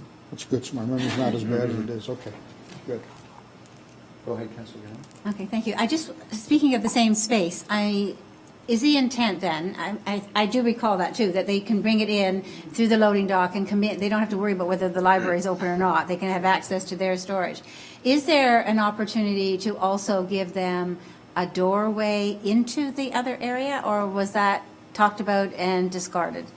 Do you know what I'm saying? Yeah. Because now they'd have to go back out into the hall and up and around. Yeah. I don't know whether that was discussed and determined not to be necessary. It was discussed and it was determined not to be necessary. Okay. It took away from wall space and Yes, okay. to us it was more important to be able to have that Fair enough. I just- available, nice clean wall. Just wondered, when you were talking about storage space for them, I thought, well, that's a little bit inconvenient, but if the wall's more important, I get it, thanks. So the space is going to, the storage space is going to remain then? That's what I'm hearing. As far as I know. All right. Who did I have? I had Councilor Balsam. Yeah, I don't really know what to make of this a little bit. I'm a little gobsmacked that we've spent an hour and a half on the presentation. I thought Matthew made a presentation of what's happening and what's going on, and he's showing us the floor plans. And now I've heard a lot of discussion about concerns, and I think they're all legitimate. They're all to a certain degree valid. But we're tying up council time, kind of hashing this out at what I think is kind of a grassroots kind of level. Like I'm really concerned that there's a couple concerns that some kind of committee work wasn't completed or wasn't followed. I don't know. And so we're at a point where we have lots of concerns at this level, and I don't know if this is I don't know how long you're going to indulge the conversation. Not long. Okay. It seems to me that there's like there needs to be a sit down with people the stakeholders. The seniors have to come in Sorry, here. Councilor, I got to cut you off there. There has been sit-downs with stakeholders. If you listen to what Mr. Julian and Matthew have been saying is, they've been talking about the different. Then why do we have stakeholders. so many concerns here this evening? It's not because they haven't had sit-downs with stakeholders. Okay, all right. No, look, I'm not making an accusation. I'm just kind of curious. Like, I'm kind of quiet here. Like, look, my my views on the MERS and those kinds of things are a matter of public record. I'm not gonna, I'm just kind of concerned that we don't seem to be pleased, you know, as a council here, we don't seem to be pleased with what's being built for us. And I'm scratching my head going, like, what's up? So if you say we're almost done, fine, then I think that's fine. But I don't. So Mr. Delaney was here today to show us. Correct. Yeah. Colors and that. And we did get a little bit off topic. But forgive me, I gave a little bit of latitude because, you know, we're now starting to kind of pin down and hone in as to what this $23.6 million project is going to look like. So, you know, again, forgive me for giving a little bit of latitude here. You're right. This is probably something that should have been committee work, but, you know, we're trying to get Mr. Delane here, and it falls on council. So I get it. It's we started this meeting at 7. It's now 8:31. We spent an hour and a half, but considering that this is this is the biggest infrastructure project that West Lincoln has ever built, I think it's time well spent. And to, you know, and I won't be ashamed to say there's not a single person in our gallery tonight, so we're not tying up anyone's time. No. Just yours and every other counselor and some staff time here. So I mean, let's move on. I get your point well taken. Okay. Sir, thank you for your presentation. Okay, you're welcome. I know you've heard a few comments here. I'm very sure that you'll sit down with your staff and Ball Construction and, of course, our staff and go through, you know, some of the concerns that you've heard here tonight. And we hope to see you back with some designs and drawings and color schemes of the rest of the project. Sound Okay, good? Fair enough. Sounds good. Okay. All right. Thank you. Thank you. Okay, we will move on to confirmation of minutes. Council minutes regular, January 29th. Confidential minutes are under separate cover. Councillor Bell, you have that resolution, please. I do.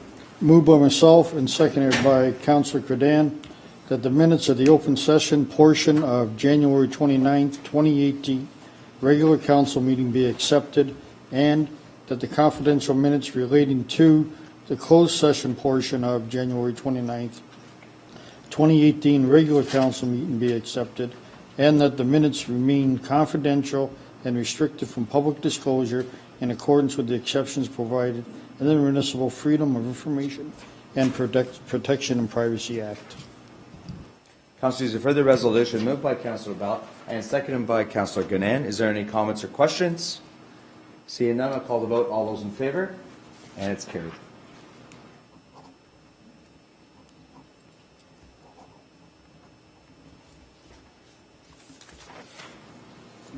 Okay, we'll move on to council minutes special read, February 12, 2018. Confidential minutes are under separate cover. Councillor Balsman, you have that resolution, please. I do, moved by myself and also seconded by Councillor Ganan, that the minutes of the open session portion of the February 12, 2018 special council meeting be accepted, and that the confidential minutes relating to the closed session portion of the February 12, 2018 special council meeting be accepted, and that the minutes remain confidential and restricted from public disclosure in accordance with the exemptions provided in the Municipal Freedom of Information and Privacy, Protection and Privacy Act.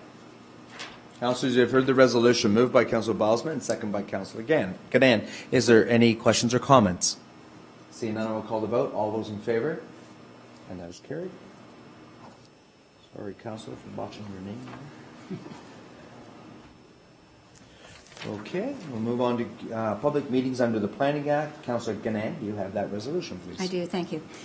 Moved by myself and seconded by Councillor Bilsma that the minutes of the public meeting held on February 12, 2018, under Section 34 of the Planning Act, with respect to A, zoning bylaw amendment / temporary use mobile home, Stephen Golfi and Alexander Demone Clem, file number 1601-002-18, and B, zoning bylaw amendment Chez Gao, medical marijuana growing facility, file number 1601-009-17, be accepted.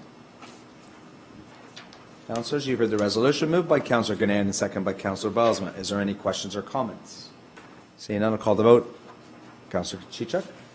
I do have a comment, and I'm not really sure where I wanted to put that, but certainly our council has spent a lot of time on the public meetings with regard the one applicant that is included in those minutes. And it strikes me, Mr. Mayor, that everything that was evidenced by our two high-scoring councillors that evening from the other side of the table, that we understood with the research that was done by all of members of council that application has deficiencies, that the act and the various ministries and the various ministers don't seem to understand. You know, Councillor Gannan cited that everything was go slow. I can't remember what it. Start low, go slow. Thank you, Councillor Gannan. And that, you know, our veterans can't get their hands on that kind of amounts of medical marijuana, that 50 grams was excessive, that we have doctors prescribing that aren't necessarily in the pain business. And it would strike to me that at some point, this council, having seen repeated applications, should formulate a letter that goes to the appropriate people, both the Premier and the Minister of Health at both levels, talking about where we see the gaps. Now, I don't want to, it's not for the public meeting, but the public meeting is exactly where we had the problem. And if all we're going to do is accept it, and no one knows what the other side, the municipal side of that is, it's just going to fall away, and we're going to get application over application, which has these deficiencies in them that someone needs to at least hear from the little lion that needs to roar. So at the appropriate place, you tell me if you want it under other business. I'd like to just ask that staff formulate a letter, if that be the will of this council. Let's do it then. Okay. Okay. Seeing no other comments or questions, I'll call the vote. All those in favor? And that's carried.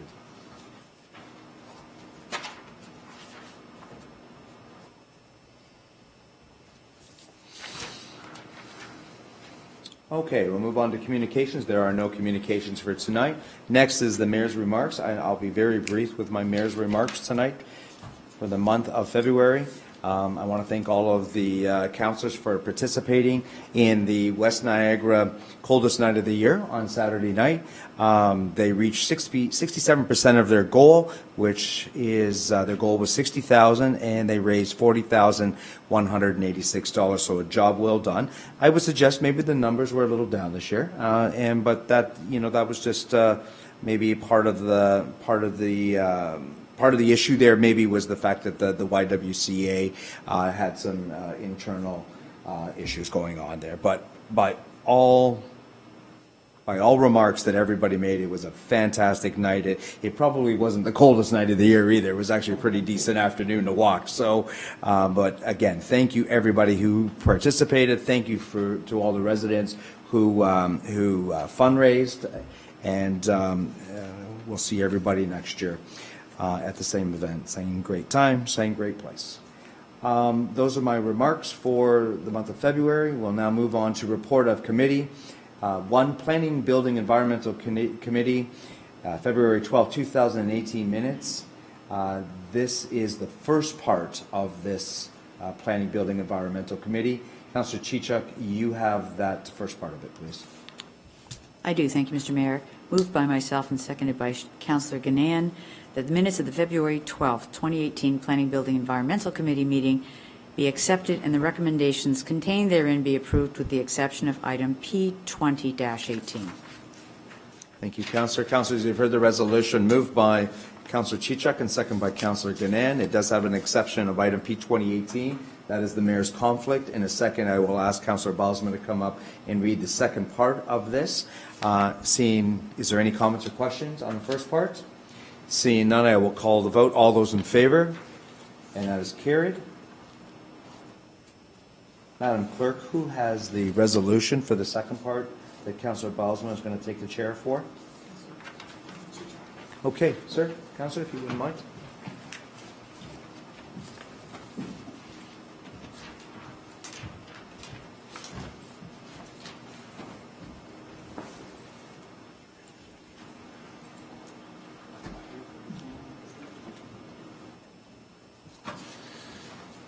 So, P2018 is the section that is the mayor's conflict.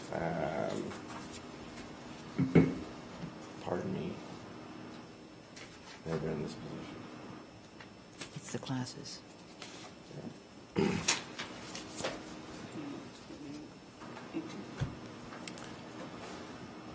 Okay, so this is regarding report PD 2018 recommendation report zoning bylaw amendment, temporary use 2090754 Ontario Inc. Brian Owens, file number 1601-017-17, and I heard that was Councillor Chichok.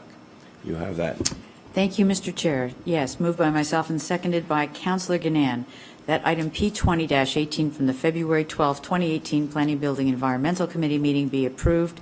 That would be item P20-18, and the first recommendation is that report PD 020-18 regarding Brian Owens' application for temporary use zoning file number 1601-017-17 dated February 12th be received, and that section 34 sub 17 of the Planning Act apply, and that no further public meeting is required, and that application for temporary zoning bylaw amendment 1601-017-17 submitted by Brian Owen on behalf of 2090754 Ontario Inc. be approved. And the second recommendation regarding P20-18 is that section 3 of the proposed draft zoning bylaw be amended by deleting the word to, TWO, under section D, sub T6, permitted temporary uses, and that page 2 of the proposed draft zoning bylaw, more specifically, the explanation of the purpose and effect of the bylaw, number 2018, yet to be determined, be amended by deleting the word to, TWO, in paragraph 2. Thank you, Councillor. It was moved by Councillor Chichok and seconded by Councillor Ganan. Any comments or questions with regards to this one? Seeing none, all those in favor, please. Good, and that is passed, and should note that the mayor did not participate.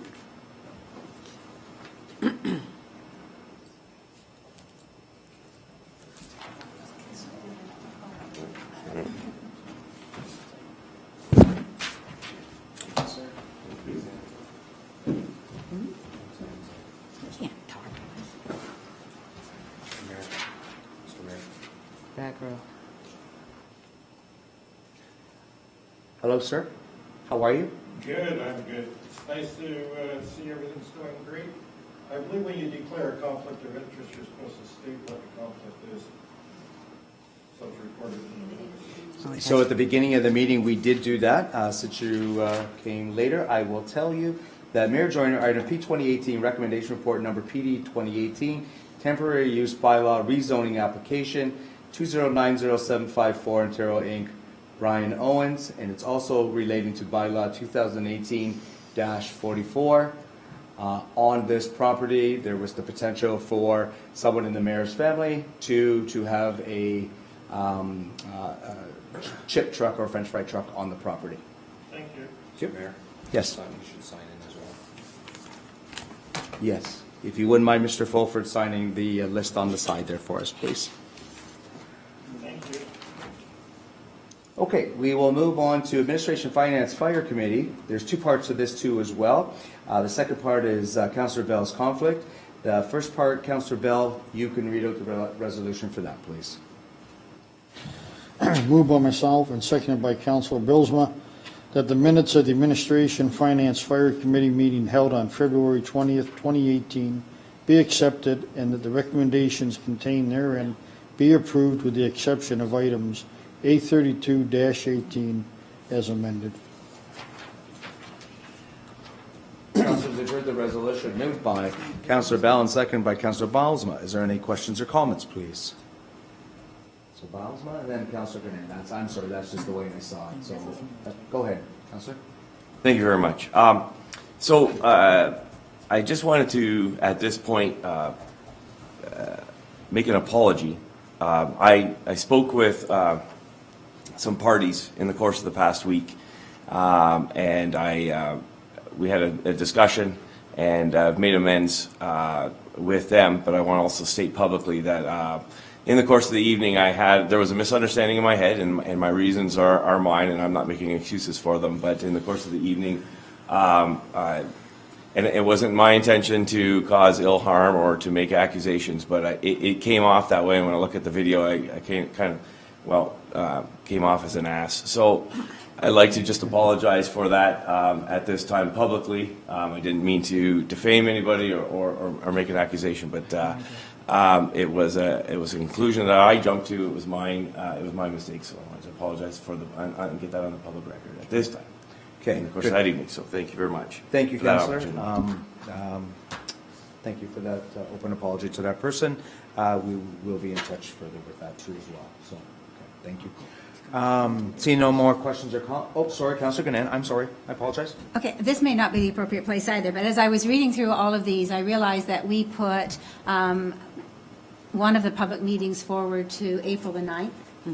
And that's not a problem, except for as I see what's coming up in terms of some other information coming forward on that same date, I would just like to have staff and members of council keep in mind that perhaps the party that was put off, the Wade Road incident, should be first on the agenda, because scheduled on that agenda is another serious issue on 20 Highway. And so I would hate for those people to have to wait through another situation like they did the last meeting. And thank you for that, Councillor, but if you ever did see the agenda come out and it was the other way, you always have the opportunity to change the Well, agenda. I just thought before they get to that point, maybe that should be raised, so that's Okay. okay. Thank you. Thank you. Seeing no more questions or comments, I'll call the vote. All those in favor? And that's carried.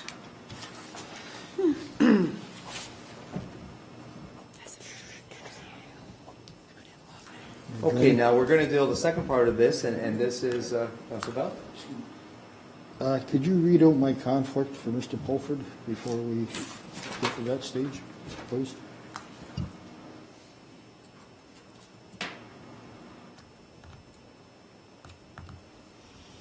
Councillor Bell's conflict is item A3218. It's the rescheduling of a public meeting, and it has to do with Phelps Homes, and it has to do with the fact that Councillor Bell lives within 120 meters of the proposed Amendment. property. Okay, thank you.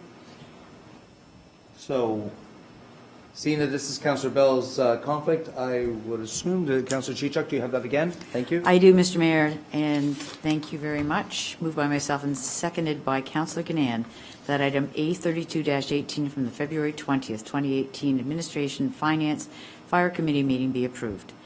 And item A32-18 as amended, that the public meeting relating to the Ontario Municipal Board hearing of Phelps Homes appeal to the Township's Comprehensive Zoning Bylaw Wade Road lot be rescheduled to April 9th, 2018 Planning, Building, Environmental Committee meeting be approved.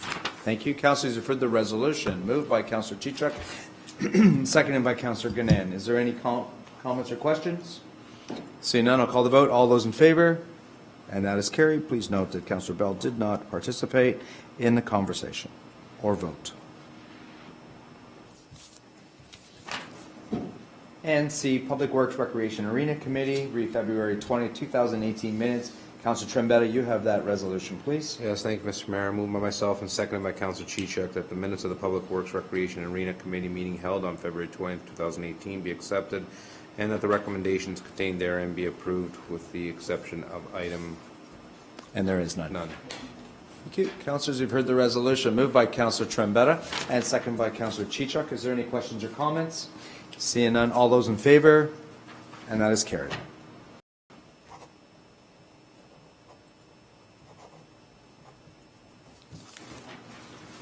Okay, councillors, the definition for reconsideration and the definition for notice of motion to rescind is there for your viewing pleasure. We'll move on to other business, starting from my left, your right. Councillor Trombetta? Okay, thank you. Councillor Chichuk? Mr. Mayor, I think this is where we were going to put forward a motion, or if we do it under a direction, just to have staff bring forward a letter for your signature to go to the appropriate ministers at both the provincial and federal level, outlining the concerns that have come to our attention as a result of dealing with the medical marijuana. These are not medical marijuana grow facilities. These are licensed facilities for medical marijuana for individuals. Okay, so can I understand what minister from the provincial level would you like us to send this to? Well, I think he left today. Yeah, he did. I do believe that we would probably have to see who was appointed, but, and the writ may drop, and who knows what, but I do believe that we could send it to the provincial medical officer of health. We could send it to any of the ministers that have dealings with this whole medical marijuana issue, and to the federal, actually the federal government is the one who's giving the licenses. That's correct. For these licensed facilities, and that's where I believe that there are too many parties involved, and the ministries that are involved are not understanding their own precautionary measures that, you know, start low, go slow, and the amount of marijuana that's being suggested as a daily consumable is far below what it is that these doctors that are not dealing with pain medication suppression are prescribing. So I think all of those concerns and many others need to be put into a letter and sent off. I say the appropriate ones because I don't want to exclude anybody, and I think our staff could probably figure out who. Can I have some timing for this, Councillor? Would you like to see it at the March planning meeting? Or I'd the love to March see it council? at that, if it was possible, because that is our next time to get together. And even if it was a draft and we sent them back to do some refinement, that would be the appropriate way, I think, to take this in a measured approach. Okay. Because I do know we're looking at our own bylaws, and I think we can say that in reaction to some of this, municipalities are having to take very measured steps, but also very, very important steps to prevent over-exuberant people from putting in facilities that may end up morphing into something more or less than what they were intended to be. So I think if we approached it with it coming on March 9th with a draft and for us to have input, we could send it back and it could come out in April. Perhaps also we could send it to the Ontario Attorney General as We well. could. That would be a great one to send to. Okay. You're absolutely right. And the planners, et cetera, that are at the province. Mr. Mayor, that brings to mind something that I understand is out for public understanding, and that is that I think we all know around this table that the OMB is in the process. There's been a long and arduous discussion, and something I heard earlier today was that, in fact, the change in legislation for that ALTO group, which includes the OMB, is going to come before the legislature on April the 4th, at which time the new legislation, the regulations, et cetera, will be tabled so that the OMB will no longer be a place where you can appeal things that you don't agree with in the official plan. They will be, once approved by a municipality, which is going to be, there's what the hang-up will be, is how do you get through the approval, but will end up that they cannot be appealed unless a grievous error has been detected. You told me a little something the other day on Saturday during the walk. You mean when we were walking? And you said that you wanted to talk about the backlog of how many cases actually is at the UMB. We're not going to hold you to that exact number, but what was approximately? In excess of 5,000 cases are now, people are appealing everything Yeah. for fear of that legislation coming in. Yeah. And then I heard earlier today that the legislation's April 4th, so if that gets anybody's skates on, they'll be out there appealing everything. Yeah, for sure. Okay, thank you for those comments. Councillor Gannett? Yeah, I'd just like to, because there's nobody here from the public other than Mr. Fulford, start getting some information out there. We have had 2 age-friendly community committee meetings, and in actual fact, we now have in place an opportunity that we're going to open to all older adults in the public. It doesn't have to be just older adults, but it will be of special interest to seniors. Someone's coming from the region on May 4th at 9:30 here in the council chambers to make a presentation about the kinds of services and programs that are available region-wide. So that the start of our committee is to sort of put that together and sponsor that for the entire municipality. So my first plug on that. So In that date again? more to come. No, May 4th. May 4th. That was Is that a verified Friday, today. Councillor? Friday morning, May 4th. Friday, May 4th. 9:30, right here. 9:30, okay, very good. Okay. Anything else, Councillor? Okay, very good. I may say publicly, you're doing an excellent job as the chair of that committee. Keep it up. Councillor Bell's what? Nothing? Okay, Councillor Bell? Just a couple of things.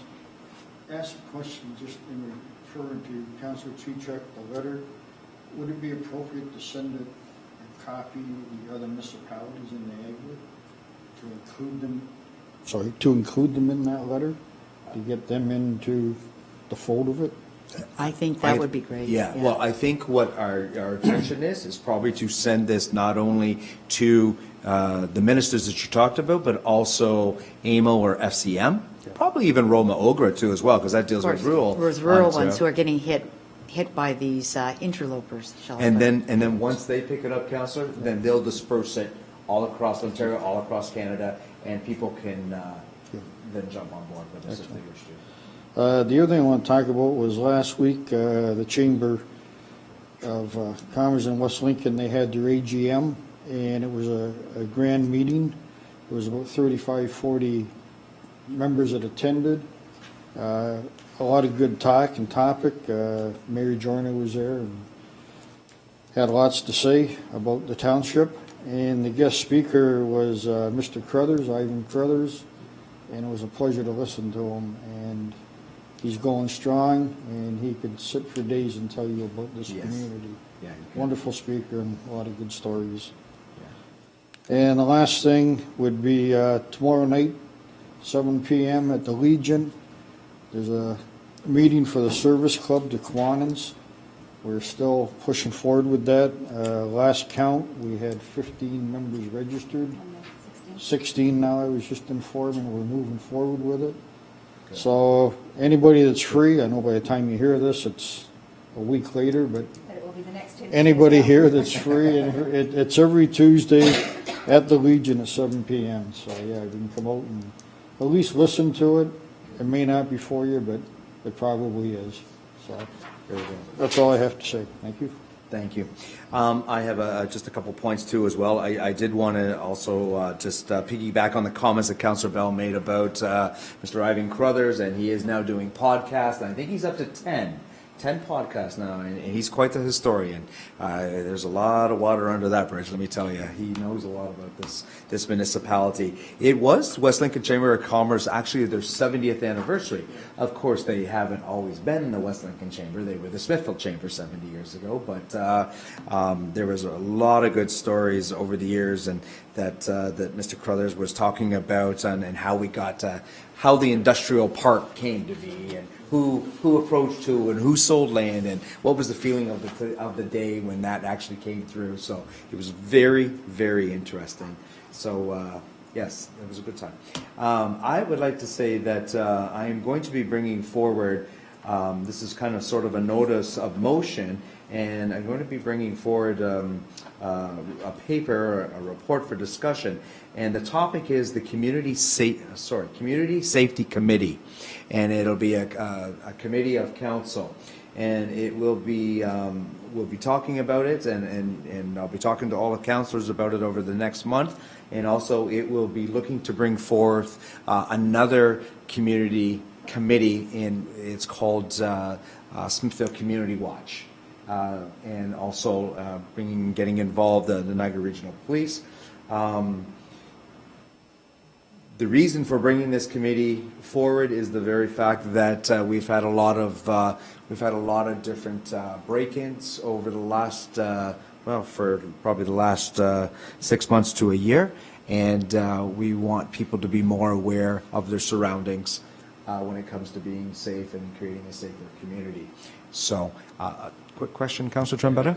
Not to, just to ask, because you said Smithfield Community Watch, I think it should be West Lincoln Community Watch, because we are having a lot of stuff that's happening in the rural, and I just don't know maybe what your, I know this is new and you're bringing it forward of what the game plan is behind all this.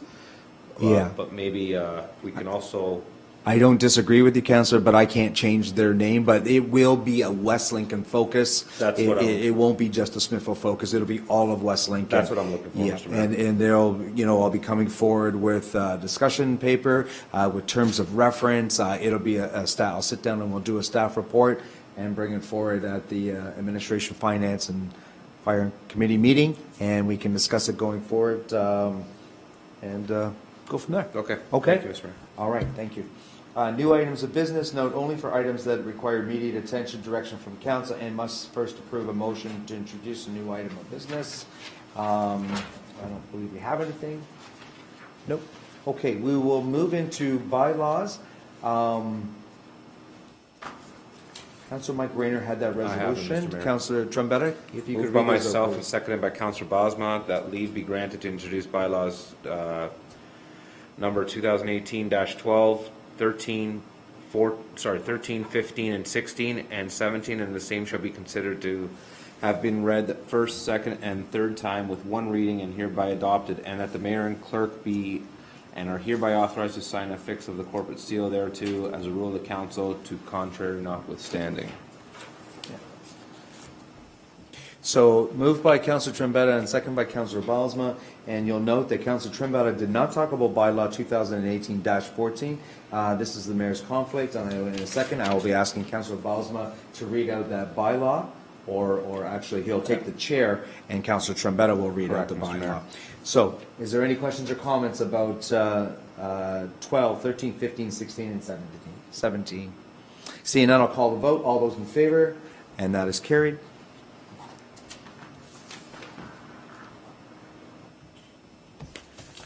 Okay, Councilor Balsman, if you could take the chair, just quite simply ask Councilor Trumpetta to read out that bylaw, and you're good to go.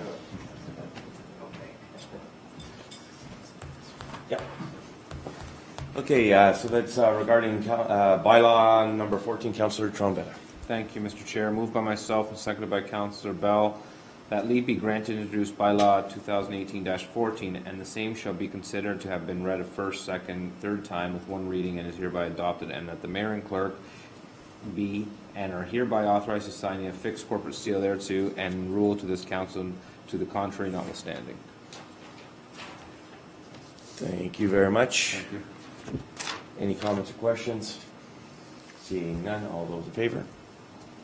And that is passed, and should be noted that the mayor did not vote or speak to it. Thank you, Mr. Chair.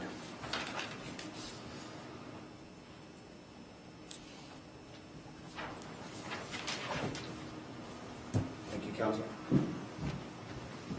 Okay, and please note that there is no bylaw to be read out where it pertains to Councilor Bell's conflict, because we haven't had that meeting yet. Okay, so we are going into confidential matters, into closed session.